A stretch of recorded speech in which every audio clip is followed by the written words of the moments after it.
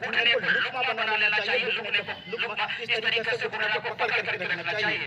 तो ये इस तरीके से आपका तवल्लुक।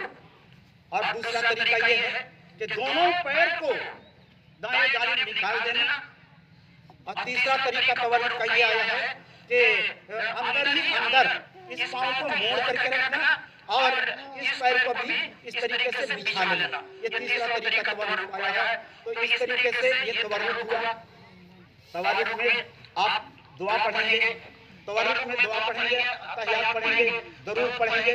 और जो पसंदीदा दुआएं आपको हदीस की किताबों में 10 या 10 से ज्यादा दुआएं मरनी हैं, उन दुआओं में से जो पसंदीदा दुआ आपको हो वो दुआ उसमें पढ़ेंगे।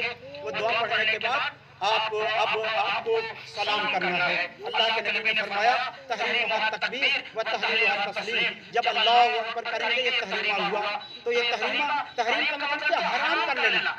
तहरीम का मैंने हराम कर लेना। बाब तफसीर का मसदर है कि हराम कर लिया, यानी दुनिया की सारी चीज जब अल्लाह अकबर कह करके नमाज के लिए खड़े हो गए तो सारी चीज आपके लिए हराम हो गई। ना इधर उधर झांकना, ना इधर उधर देखना, ना कुछ करना, ना गपशप करना, ना कोई गाय गोरू और भैंस बकरी के तरफ ध्यान लगाना, सब चीज आपके लिए हराम है। सारी चीज आपके लिए हराम हो गई। उसको कहते हैं तहरीमा।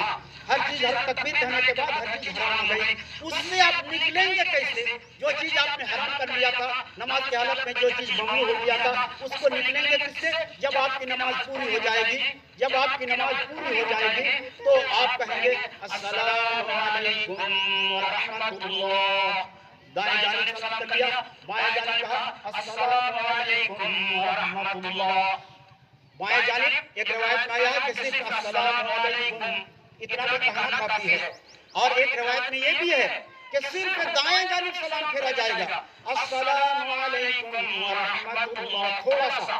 थोड़ा सा झुकेंगे इस तरह, एक ही सलाम बस काफी हो गया। एक ही सलाम, दो सलाम की जरूरत यहाँ नहीं है। तो अब तवल्लुक की एक बात और छूट गई। ये जो जिसमें सीढ़ी पर आप बैठेंगे, 4 रकात वाली नमाज में बैठेंगे। 2 रकात वाली नमाज में भी तवल्लुक में बैठेंगे, 2 रकात में पढ़ेंगे, 2 रकात में भी तवल्लुक किया जाएगा। 2 रकात में नहीं, 2 रकात में तवल्लुक हदीस में वारिद नहीं हुआ है। 4 रकात या 3 रकात वाली नमाज में तवल्लुक है। बहुत से लोगों को मैं देखता हूँ कि 2 रकात नमाज पढ़ते हैं, उसमें भी तवल्लुक करते हैं। उसमें भी जो तरीका मैंने तवल्लुक का 3 तरीका बताया वो तरीका इख्तियार करते हैं। तो दो या पहली 2 रकात वाली नमाज में तसव्वुर में बैठते हुए तवल्लुक करते हैं तो हदीस में इसका जिक्र नहीं है। अल्लामा अलबानी ने कहा है कि सिर्फ आखिरी रकात में तवल्लुक किया जाएगा। जो 3 रकात वाली नमाज हो या 4 रकात वाली नमाज हो उसमें तवल्लुक किया जाएगा। 2 रकात वाली नमाज में तवल्लुक नहीं किया जाएगा। बहुत से लोगों को मैं देखता हूँ कि 2 रकात वाली नमाज में भी तवल्लुक करते हैं। वो उनका गलत, हदीस की रोशनी में उनका मसला गलत हो रहा है, उनका तरीका गलत हो रहा है। तो अस्सलामु अलैकुम कह करके आप सलाम फेर देंगे दाएं जानिब बाएं जानिब, या सिर्फ एक जानिब आप सलाम आपने फेर दिया। जो चीज आपके लिए नमाज के अंदर हराम थी वो अब हलाल हो गई। बहुत से लोगों का मसला ये है कि बकदरे अत्तहियात बैठना फर्ज है। जितना आप अत्तहियात पढ़ते वक्त जितना वक्त लगाते हैं उतना ही देर में उतना ही वक्त आप बैठेंगे।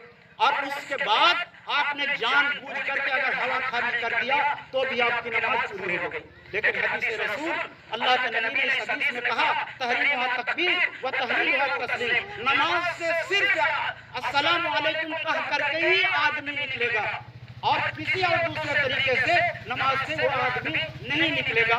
सिर्फ तस्लीम के जरिए सलाम कह करके ही नमाज से निकलेगा। अल्लाह के रसूल के जमाने में अस्सलाम वालेकुम कहते हुए बहुत से लोग इस तरीके से सजदे में या जब तहियात में बैठते थे सलाम कहते थे तो इस तरीके से हाथ बढ़ा लिया करते थे, इस तरीके से हाथ बढ़ा लिया करते थे और उनको गोया सलाम कर रहे हैं, अपने भाई को सलाम कर रहे हैं। अल्लाह के नबी ने फरमाया क्या तुम इस तरीके से कर रहे हो? बीतते हुए घोड़ों के दुम की तरह अपने हाथों को क्यों ला रहे हो?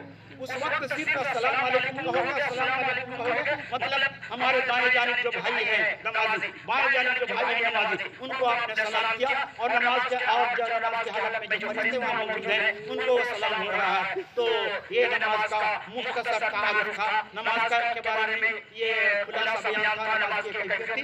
मैं उम्मीद करता हूँ कि मेरे बताए हुए इन तरीकों को आप ने याद रखा होगा और बड़े बड़े उलमाए किराम से आप इस सिलसिले में रुजू कर सकते हैं कि मौलाना ने ये कहा है, हो सकता है कि हमसे गलत हो रहा, लेकिन सही हदीस की रोशनी में मैंने बयान किया है, कहीं कोई गलती मैं नहीं देख रहा हूँ।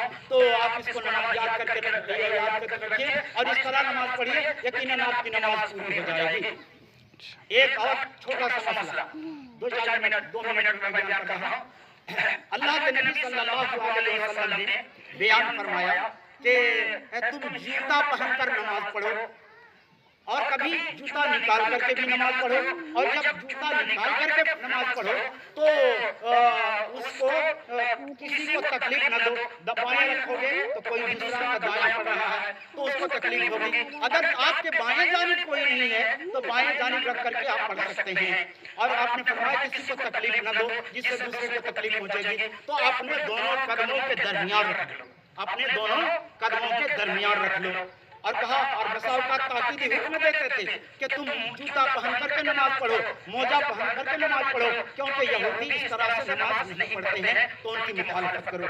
अब इस हदीस की रोशनी में एक बात कही जा सकती है कि बहुत से लोग गमछा लेने का, रुमाल लेने का शौकीन है, रुमाल लेते हैं तो हर वक्त वो रुमाल को अपने बदन में रखते हैं, धो रहे हैं, जरूरत के तहत वो हो सकता है रखते हो या बगैर जरूरत की आदत बन गई है तो रखते हैं। और जब नमाज पढ़ने लगते हैं तो इस तरीके से रुमाल को आगे रख देते हैं, इस तरीके से रुमाल को आगे रख देते हैं। और आप अगर कहेंगे कि रुमाल हम इस्तेमाल करते हैं जीनत के लिए, खुद जीनत, तो फिर नमाज जो अल्लाह की खास इबादत है, नमाज की हालत में आप जीनत को उतार रहे हैं। नमाज की हालत में भी तो वो जीनत बरकरार रखनी चाहिए, जमीन पर क्यों रखते हैं? अगर आप ये कहेंगे कि हम वहाँ जो रखते हैं जमीन में तो बिछोना ठीक नहीं है, सजदा हमारा ठीक होगा, तो ये कहा जा सकता है कि सारे मुसलमानों की नमाज हो रही है, उसी बिछोने में सारे की नमाज हो रही है, और आप कितने अहलुल्लाह बन गए कि आपकी नमाज रुमाल रखे बगैर नमाज नहीं हो रही है। अब कहाँ से आ गए? सबकी नमाज हो रही है, सबके लिए नमाज के लिए सफर बिछाई गई है, ये बिछौना बिछाया गया, उनकी नमाज हो रही है और आप अलग से अपने इसको रुमाल को रख रहे हैं। एक बात ये, अगर आप कहेंगे इसमें और हमारी दूसरी जरूरियात है, तो दूसरी जरूरियात है तो नमाज के वक्त क्यों उसको लाते हैं? दूसरी जरूरियात के लिए उसको इस्तेमाल कीजिए। खामखा अगर बगैर जरूरत के अगर आप अब रुमाल ले रहे हैं तो इसका मतलब ये हुआ कि आप इसराफ कर रहे हैं, जरूरत नहीं है और आप उसको इस्तेमाल कर रहे हैं। तो इसराफ करने वाला शैतान का भाई होता है, तो उससे बचना चाहिए। इसराफ आपने इसराफ कर रहा, इसराफ किया है तो उससे बचना चाहिए। तो इस तरीके से उससे एहतियात करना चाहिए। अगर रखना ही है रुमाल को तो दोनों कदमों के बीच में रखिए, आगे नहीं रखिए, दाएं नहीं रखिए, बाएं नहीं रखिए। हो सकता है कि अगल बगल में नमाज पढ़ने वाले को उस पर नजर पड़ती है तो उसकी नमाज में खलल पैदा होता है और उसकी नमाज में कोई कमी और खामी आ रही है। इसलिए अल्लाह के नबी ने फरमाया जब जूता पहन के नमाज पढ़ो और खोल दो तो उसको अपने कदमों के नीचे रखो, दाएं भी नहीं रखो, बाएं भी नहीं रखो, उससे नमाजियों को तकलीफ होती है और उसमें खलल पैदा होता है। तो इसी तरीके से बहुत से लोग चश्मा खोल करके रख देते हैं आगे, बहुत से लोग घड़ी खोल करके आगे रख देते हैं, बहुत से लोग मोबाइल रख देते हैं। नमाज के अंदर ये खलल है, नमाज के अंदर ये खलल है।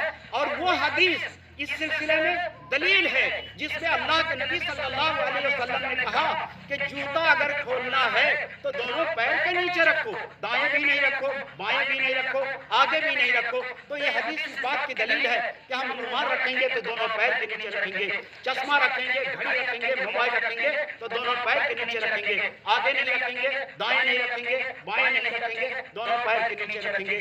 अल्लाह ये छोटी छोटी सी बातें हैं, आमतौर से आदमी कर रहा है, उसकी तरफ कोई नजर नहीं जा रही है, तवज्जो नहीं हो रही है। ये मेरा इंडिया है और उस हदीस की रोशनी में मेरा इस्तिदलाल ये है कि रुमाल को इस طریقے سے نہیں رکھنا چاہیے، دوسرے کو اس سے خلل ہوتا ہے اور خود اس نمازی کو بھی اس میں خلل ہوتا ہے۔ اللہ رب العالمین سے میں دعا کروں کہ پروردگار عالم ہمارے عید میں آنے کو قبول فرمائے، ہمارے روزے کو قبول فرمائے، ہمارے قیام کو قبول فرمائے۔ صبر و شکر کے ساتھ اتنی دیر بیٹھ کر کتاب و سنت کی باتوں کو سن رہے ہیں، اللہ رب العالمین اس کو تم قبول فرما لے اور اس پر عمل کرنے کی توفیق عطا فرما۔ پروردگار عالم ہم میں سے جو بیمار ہیں ان کو شفا دے، پروردگار عالم ہم میں سے جو مقروض ہیں ان کے قرض کو ادا کر دے، پروردگار عالم ہم میں سے جو کسی اور قسم کی پریشانی میں مبتلا ہے ان کو ان پریشانیوں سے نجات دے، پروردگار عالم ہمارے تمام بھائیوں کو نماز ادا کرنے کی توفیق عطا فرما۔ جس طرح رمضان میں مسجدیں بھری تھی، رمضان کے بعد بھی اسی طریقے سے ہماری مسجدیں بھری ہیں، اللہ اس کی توفیق عطا فرما۔ وآخر دعوانا ان الحمدللہ۔ السلام علیکم ورحمۃ اللہ۔